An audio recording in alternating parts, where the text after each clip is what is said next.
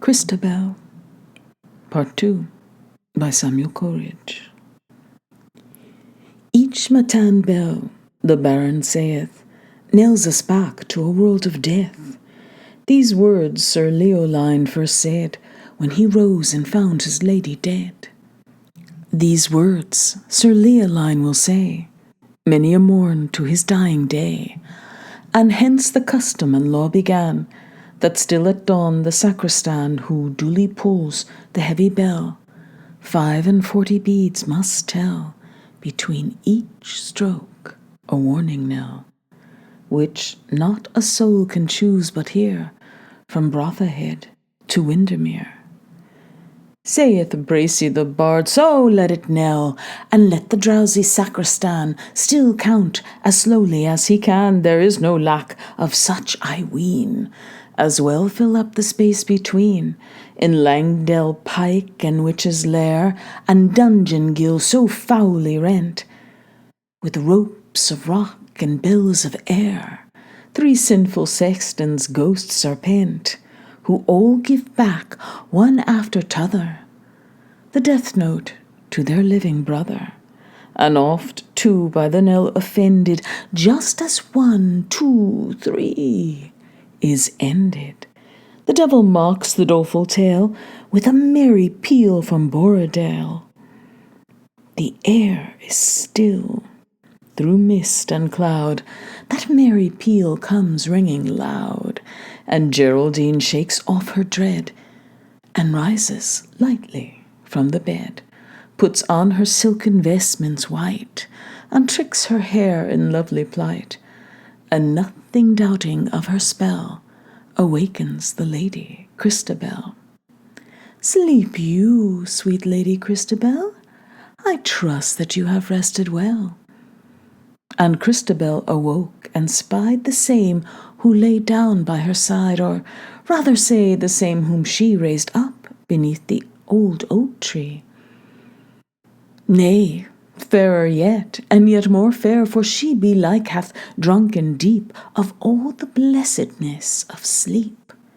And while she spake, her looks, her air, such gentle thankfulness declare, that, so it seemed, her girded vests grew tight beneath her heaving breasts. Sure I have sinned, said Christabel, now heaven be praised if all be well. And in low faltering tones, yet sweet, did she the lofty lady greet, with such perplexity of mind as dreams too lively leave behind. So quickly she rose, and quickly arrayed her maiden limbs, and having prayed that he, who on the cross did groan, might wash away her sins unknown, she forthwith led fair Geraldine to meet her sire, Sir Leoline. The lovely maid and the lady tall are pacing both into the hall, and pacing on through page and groom, enter the Baron's presence room. The Baron rose, and while he pressed his gentle daughter to his breast, with cheerful wonder in his eyes, the Lady Geraldine espies, and gave such welcome to the same as might beseem so bright a dame. But when he heard the lady's tale, and when she told her father's name, why waxed Sir Leoline so pale? Murmuring o'er the name again, Lord Roland de Vaux of Triermain, alas, they had been friends in youth, but whispering tongues can poison truth, and constantly lives in realms above, and life is thorny, and youth is vain, and to be wroth with one we love doth work like madness in the brain. And thus it chanced, as I divine, with Roland and Sir Leoline, each spake words of high disdain, and insult to his heart's best brother. They parted, ne'er to meet again. But never either found another to free the hollow heart from paining. They stood aloof, the scars remaining like cliffs which had been rent asunder. A dreary sea now flows between, but neither heat nor frost, no thunder. shall wholly do away, I ween, the marks of that which once hath been.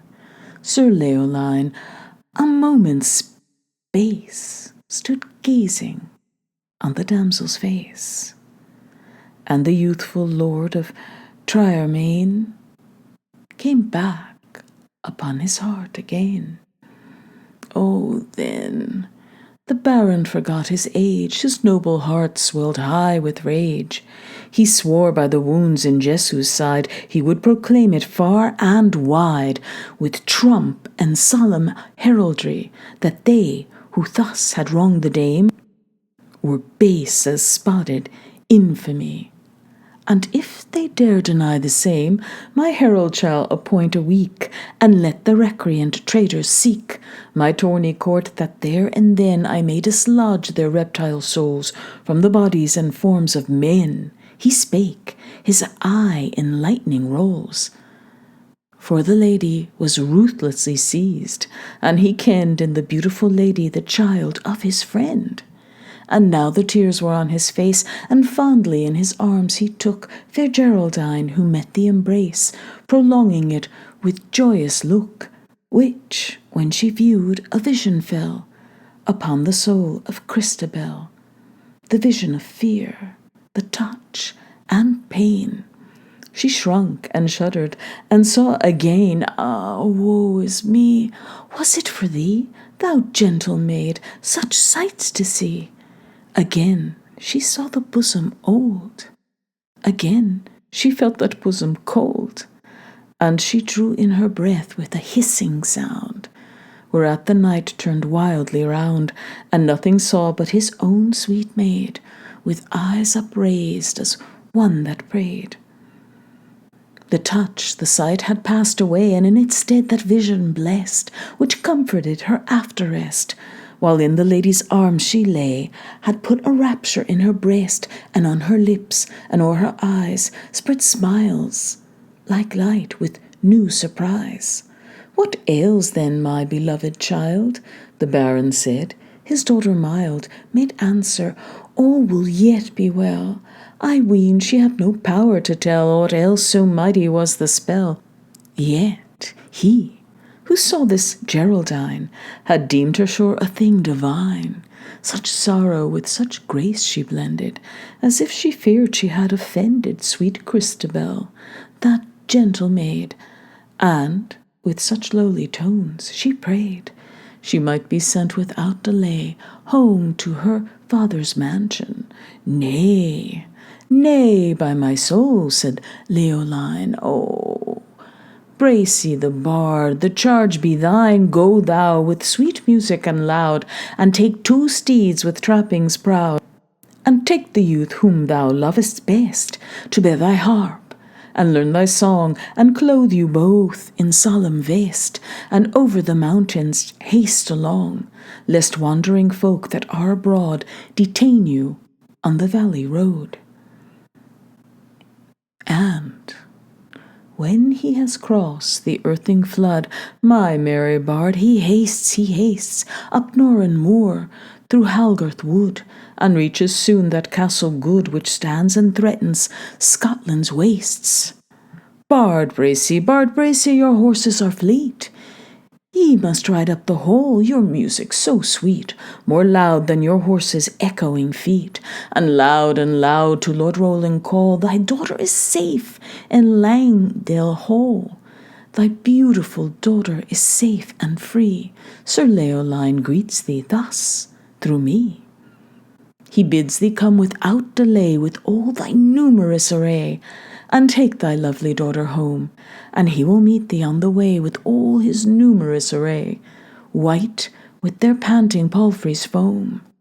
And by mine honour I will say that I repent me of the day when I spake words of fierce disdain to Roland de Vaux of Triermain. For since that evil hour hath flown, many a summer's sun hath shone, yet ne'er found I a friend again like Roland de Vaux of Triermain. The lady fell and clasped his knees, her face upraised, her eyes o'erflowing, And Bracey replied with faltering voice, his gracious hail on all bestowing. Thy words, thou sire of Christabel, are sweeter than my harp can tell. Yet, might I gain a boon of thee, this day my journey should not be so strange. A dream hath come to me, that I had vowed with music loud to clear yon wood from thing unblessed, warned by a vision in my rest. For in my sleep I saw that dove, that gentle bird whom thou dost love, and callest by thy own daughter's name, Sir Leoline. I saw the same, fluttering and uttering fearful moan among the green herbs in the forest alone, which, when I saw and when I heard, I wondered what might ail the bird, for nothing near it could I see, save the grass and green herbs underneath the old tree.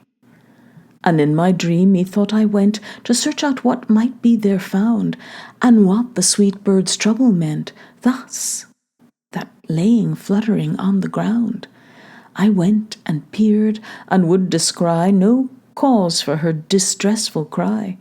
But yet, for her dear lady's sake, I stooped, methought, the dove to take, when lo, I saw a bright green snake coiled around its wings and neck, green as the herbs on which it couched. Close by the dove's its head it crouched, and with the dove it heaves and stirs, swelling its neck as she swelled hers. I woke. It was the midnight hour.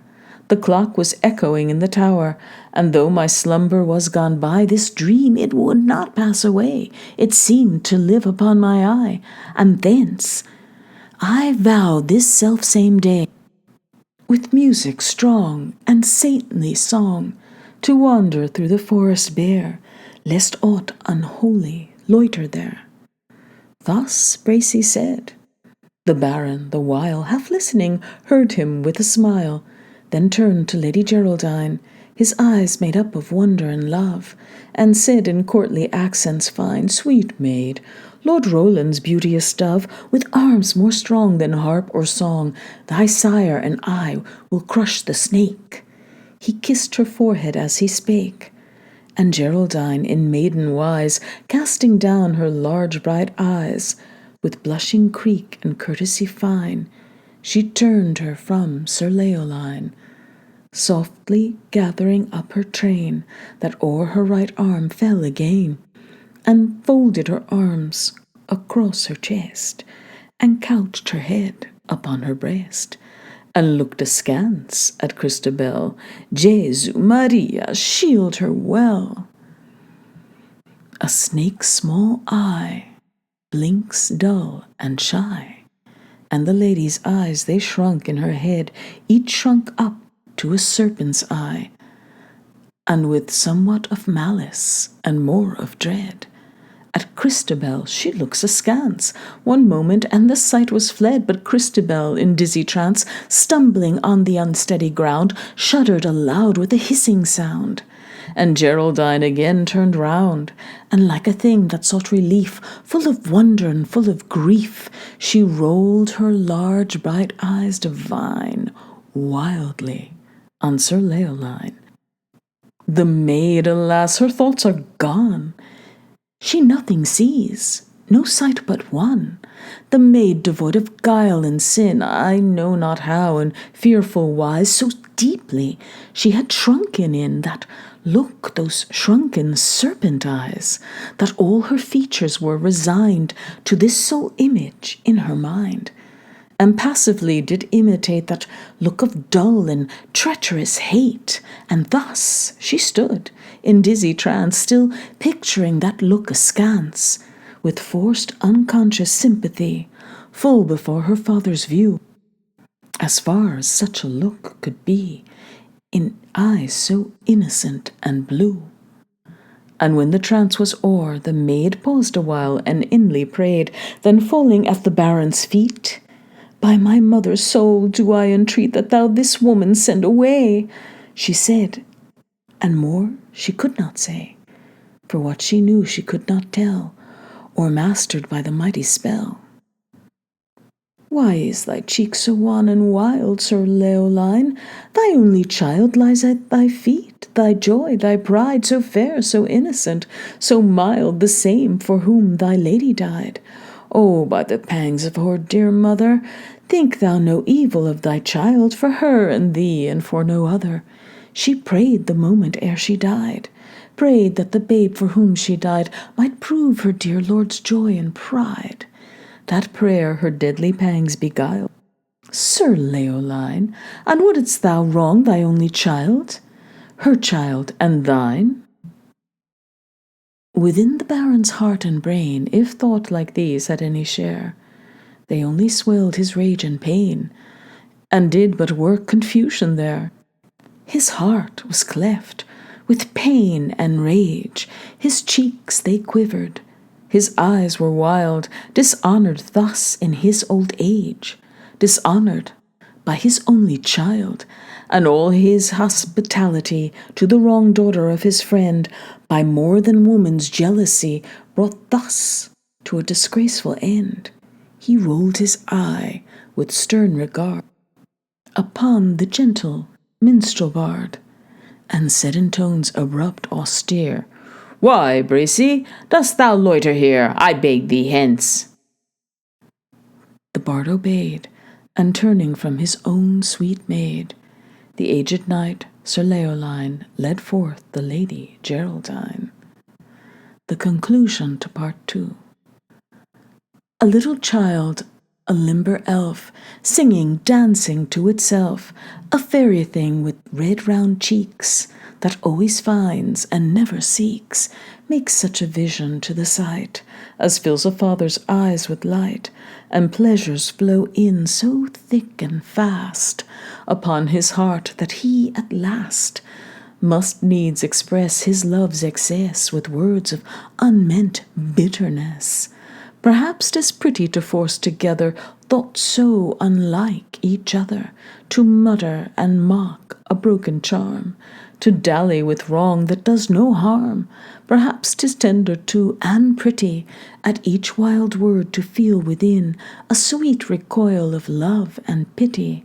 And what if in a world of sin, O sorrow and shame, should this be true, such giddiness of heart and brain comes seldom save from rage and pain. So talks as it's most used to do.